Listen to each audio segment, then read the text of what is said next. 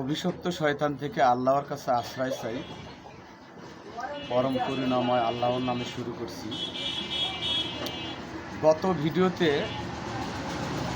সূরা ইউনূসের 1 থেকে 15 আয়াত পর্যন্ত তেলাওয়াত করা হয়েছিল। আজকে দ্বিতীয় ভিডিও। আজকে চেষ্টা করব কতটা আয়াত তেলাওয়াত করা যায়, বাকিটা আল্লাহর ইচ্ছা। আয়াত নাম্বার 16। বলো, আল্লাহ যদি চাইতেন আমি তোমাদের উপর এই কোরআন পাঠ করতাম না, আর তিনি তোমাদেরকে এই সম্পর্কে জানাতেনও না, কেননা ইতিপূর্বে আমি তোমাদের মধ্যে দীর্ঘ জীবন অতিবাহিত করেছি।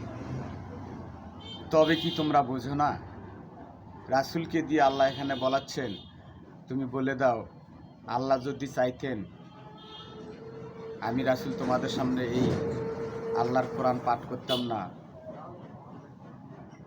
আর তিনি তোমাদেরকে সে সম্পর্কে জানাতেনও না।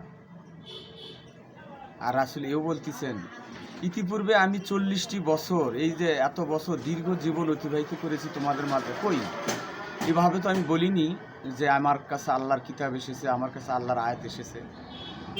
পরে হতাশ হয়ে তিনি প্রশ্নই করতেছেন, তবে কি তোমরা বোঝো না?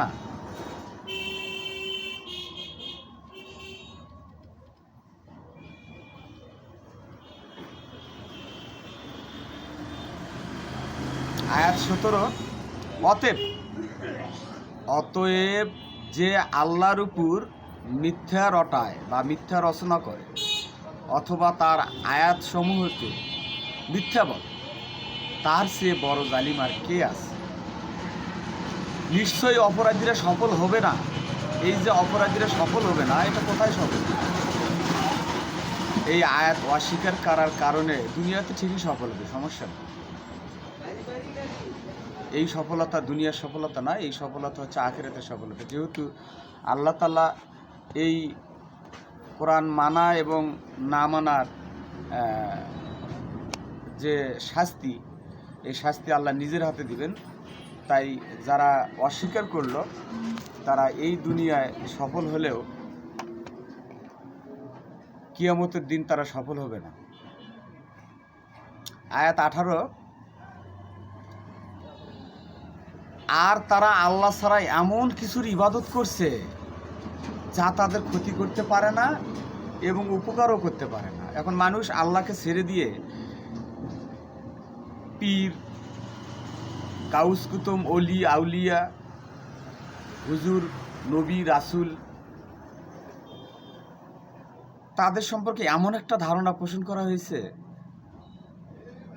যে তারাই আমাদের সব কিছু, তাদেরকে আমরা অভিভাবক হিসেবে গ্রহণ করে নিছি। তাই আল্লাহ এখানে বলতেছেন তোমরা এমন কিছু ইবাদত করছো যা তোমাদের ক্ষতিও করতে পারে না এবং উপকারও করতে পারে না।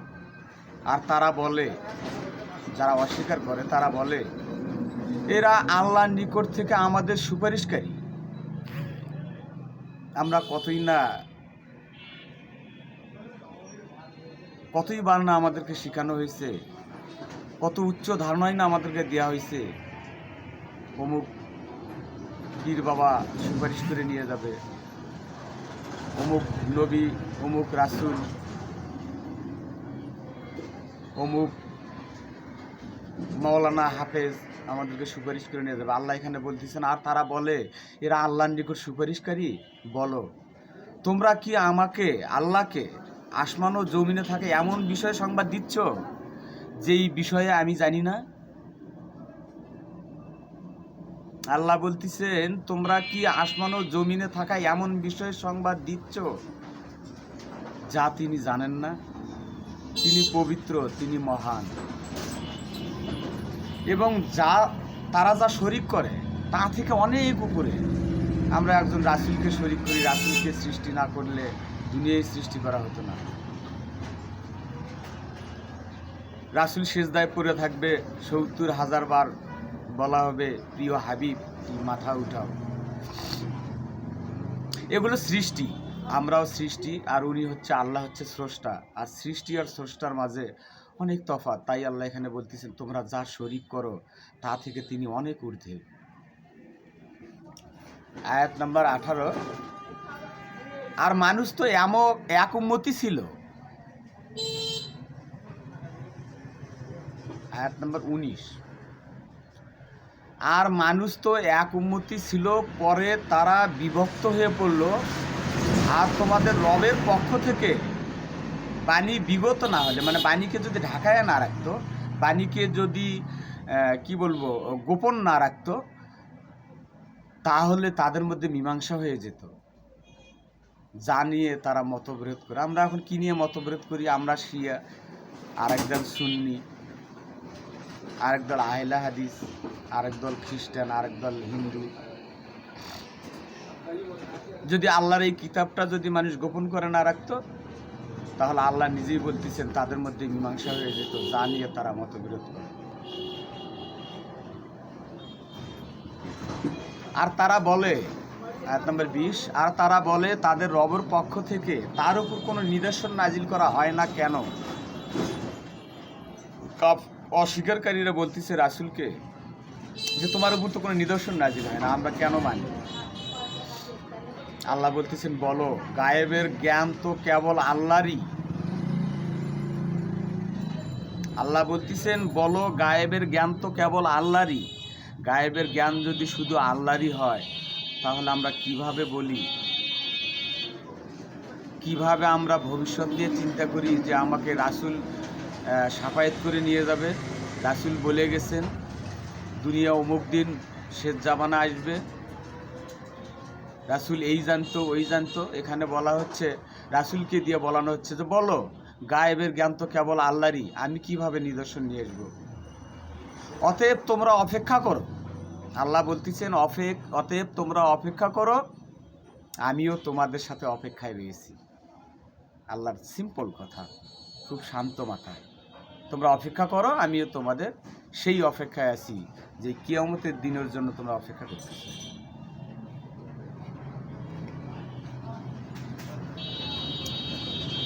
আয়াত নাম্বার 21, আর যখন আমি মানুষকে দুঃখ দুর্দশায় স্পর্শ করাই। আল্লাহ বলতেছেন যখন আমি মানুষকে দুঃখ দুর্দশায় স্পর্শ করাই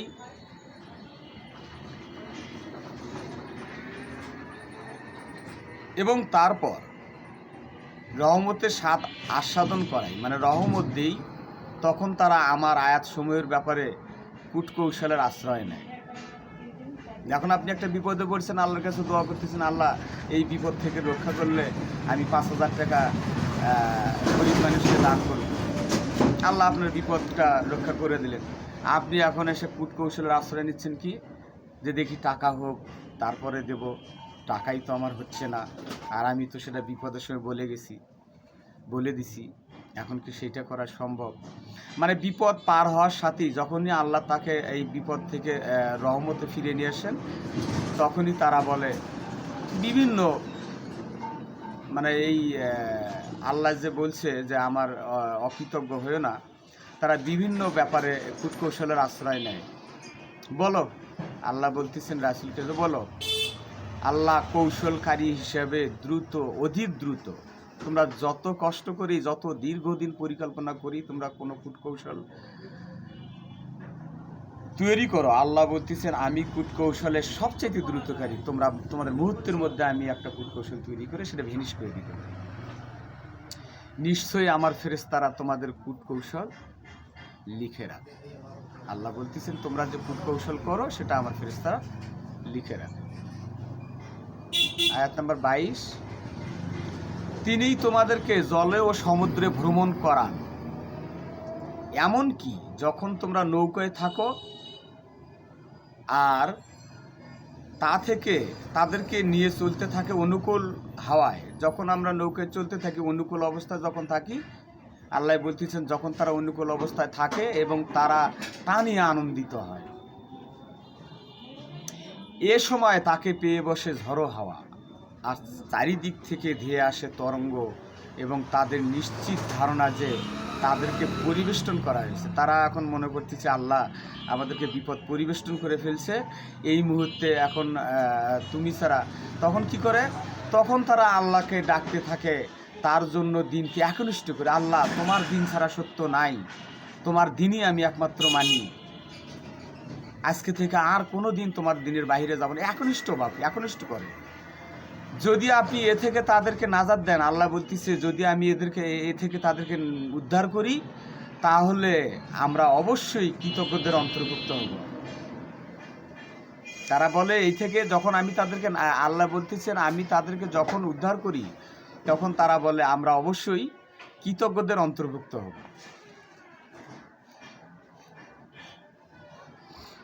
আয়াত 23, অতঃপর যখন তিনি তাদেরকে নাজাত দেন বা উদ্ধার করেন, তখন তারা অন্যায়ভাবে সীমা লঙ্ঘন করে।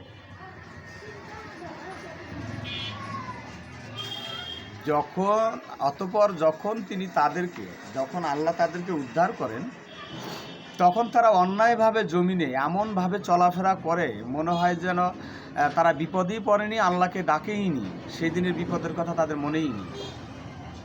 হে মানুষ, তোমাদের সীমা লঙ্ঘন তোমাদের বিরুদ্ধে।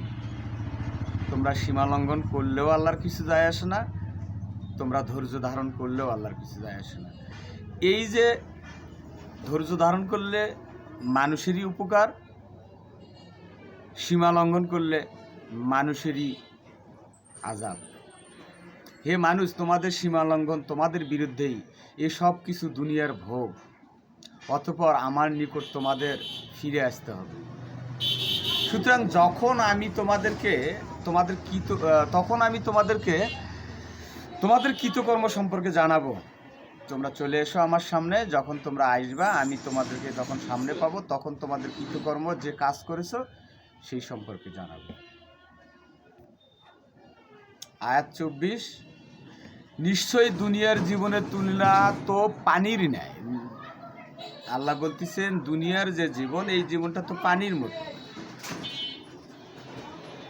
যা আমি আকাশ থেকে অবতীর্ণ করি বা নাজিল করি, অতঃপর তার সাথে জমিনে উদ্ভিদের মিশ্রণ ঘটাই, যা মানুষ ও চতুষ্পদ জন্তু ভোগ করে।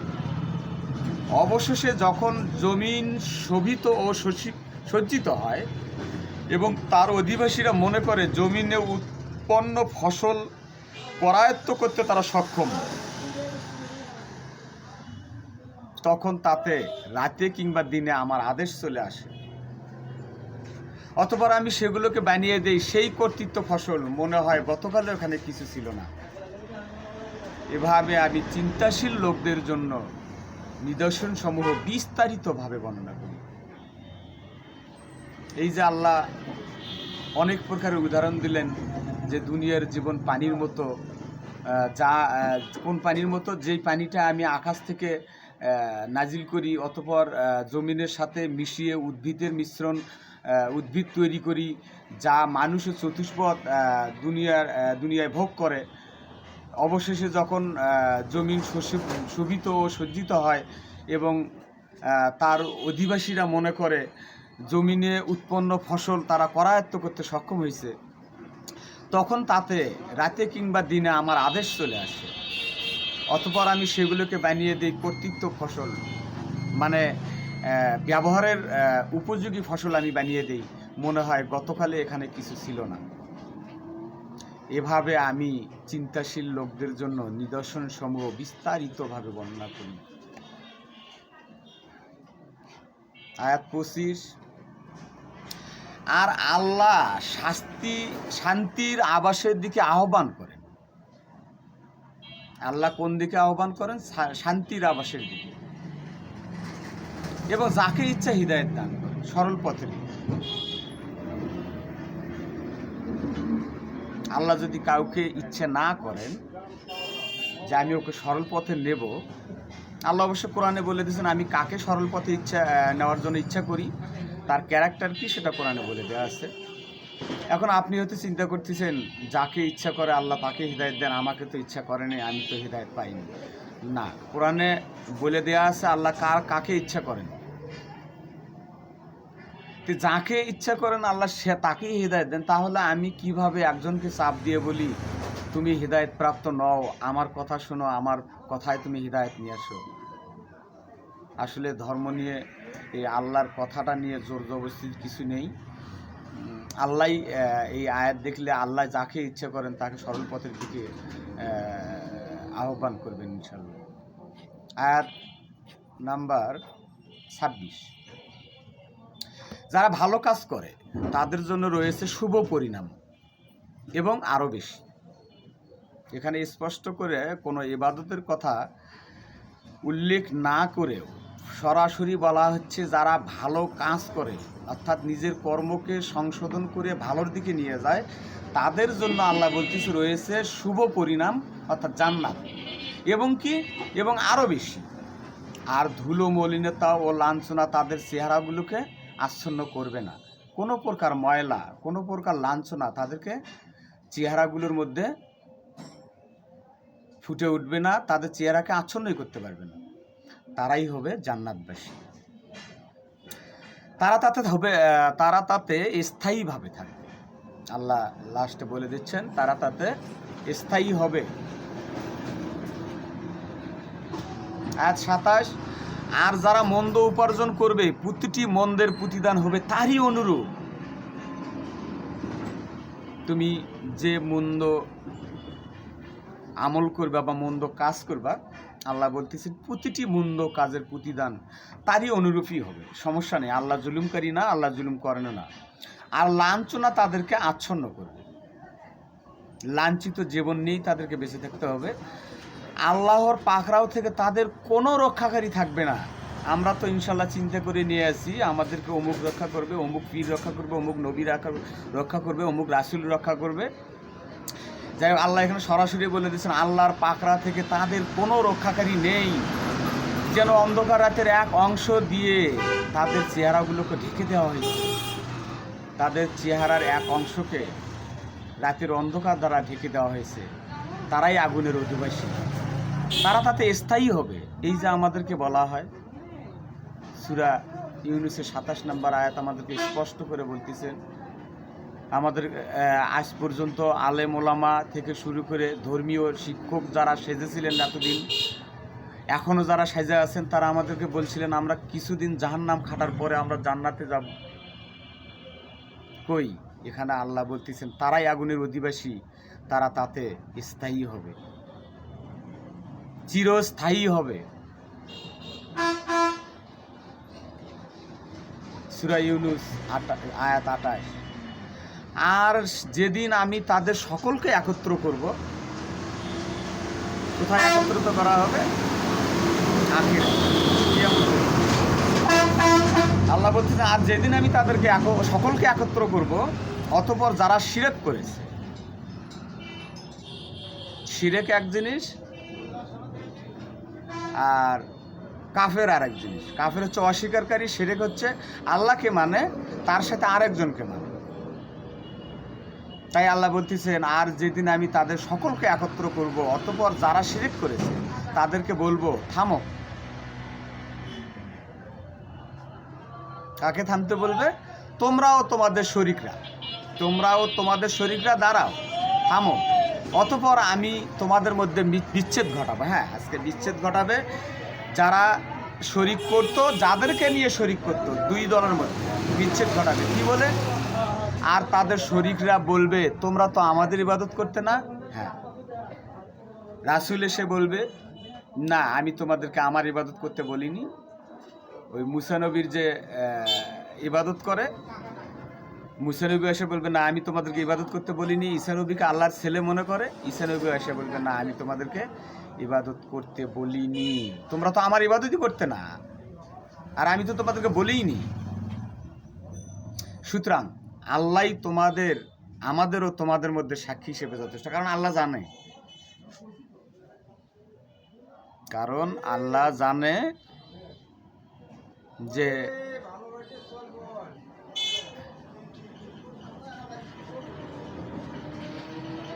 আমি যে রাসূল নিয়োগ করেছিলাম, আল্লাহ জানে যে আমি যে নবী রাসূল নিয়োগ করেছিলাম তারা কখনোই তাদের ইবাদত করতে বলেনি। তারা নিজেরা শরিক করার জন্য কোনো প্রকার জ্ঞান দিয়ে আসেনি। আমরা নিশ্চয়ই তোমাদের ইবাদত সম্পর্কে গাফেল ছিলাম। যাদেরকে নিয়ে শরিক করতো তারা সরাসরি বলবে আমরা তো জানতাম না যে তোমরা আমাদের মানে আমাদের ইবাদত করতে, আর তোমরা কি ইবাদত করতে। আয়াত 30, এখানে প্রত্যেকে ইতিপূর্বে যা করছে সে সম্পর্কে জানতে পারবে। আল্লাহ ক্লিয়ারলি বলতেছে, তোমাদেরকে যখন এখানে নিয়ে আসা হবে, তোমরা যখন আমার কিয়ামতের দিন আমার সামনে আসবে, প্রত্যেককে ইতিপূর্বে যা করেছো সে সম্পর্কে তোমরা জানতে পারবে। আর তাদেরকে তাদের প্রকৃত অভিভাবক, এতদিন যে উল্টাপাল্টা অভিভাবক বানিয়ে আসছো, শিরিক করে আসছো, সেইখান থেকে তাদেরকে প্রকৃত অভিভাবকের কাছে ফিরিয়ে দেওয়া হবে। এবং তারা যা মিথ্যা রটাতো তা থেকে হারিয়ে যাবে। মানে পৃথিবীতে যত কোরআন ছাড়া কিতাব আছে, হাসরের ময়দানে যখন সামনাসামনি নিয়ে আসবে, কোরআন ছাড়া সব কিতাব হারিয়ে যাবে।